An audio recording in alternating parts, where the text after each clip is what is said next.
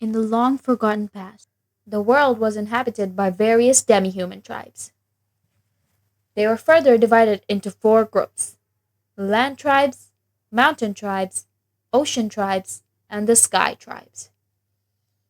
Each group had several tribes in it, but whether it be the demons from the sky, the deer from the land, the mermaids from deep within the ocean, or the snow leopards from the mountains, all of them were collectively ruled by the two phoenix tribes, the Fury Phoenix and the Lunar Phoenix. The two other tribes, despite looking harmonious from the outside, were quietly waiting towards war within. And as war waged between the two, the Lunar tribe paid a big price other than defeat: the loss of their future heir. The Fury tribe was victorious in the end, and the tribe's king further established his rule on the planet. Once the war was over, the king began worrying. Who would be the heir? He had only one son, and his wife had already perished due to illness. It was custom in the tribes that the kings shall not marry one more than once. At this point, the king's advisor stepped forth and presented an idea. He advised the king to choose a heir from the citizens. The king was hesitant. The step had been taken once before in the past, but the results were unsatisfactory. With no other option, the king ended up agreeing, and so an announcement was made in the tribe. The king summons all the youth of the kingdom for the selection of something important. One and all at the age of 18 shall make headway to the throne room at 2 bells after noon. And so, every individual at the age of 18 gathered in the throne room, eagerly waiting for what's to come. Among them was a girl named Glynn. She was immensely loved by her parents and the rest of the village. What do you think they want to choose us for? Dunno. Let's see.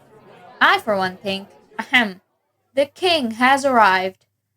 I thank you all for answering my call. Today I have called you all here for the purpose of choosing an heir. As you may all know, my beloved son was martyred during the war with the Furies. Now we are left with no heir, but one of you shall take up the duty and rule this kingdom. You all shall be tested using the Luna Orb. Each of you will place your hand on it, and if it glows, you shall become a candidate for the throne. And so the testing began. And at long last... Whoa, it's shown! Who is it? It's Aaron. The first candidate chosen by the orb was a boy named Aaron. And the cycle restarted until the last person was left. Glynn. Should I do this?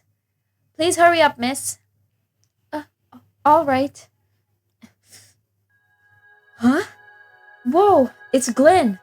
And so the two possible candidates were decided. Ma, Pa, my dear, are you all right? Yes, Ma, I've been chosen. The king has informed us, dear. Pa? Yes, my dear? Will I have to leave you? I'll answer that for you, child. I'd like to make myself clear. This has only been done once before in the past, and the results were not as expected. The candidates chosen had perished, so I shall not force anyone. However, the family that decides to accept my request will be given a place to stay in the royal palace, along with the status of nobility. So you think this is a joke, huh? Dad, not now, son. Let me talk. I apologize, Your Highness, but I didn't send my child for him to be taken away from me. I'm going to have to decline. Let's go, Aaron. Greed is a nasty thing, and it didn't take long for Glynn's parents to be subdued by it. Glynn, you should do it. Think about the house we can get. Darcy, my dear, just think of your people. You're doing this for the sake of your people and your parents. Yes, Glynn. Don't you love mine, Pa? Midnight approached, and so did the time for the ritual. Hold out your hand, child. Huh? Oh, yes. What happened? Are you all right? Did I miss something? Your Majesty, my dear. What was that light? Where is the girl?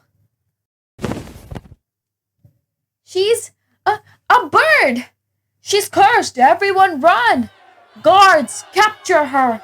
Ma? Huh? Get away from us, you curse of a child! And so Glynn fled. She flew away as fast and as far away as she could, until she reached a vast cave.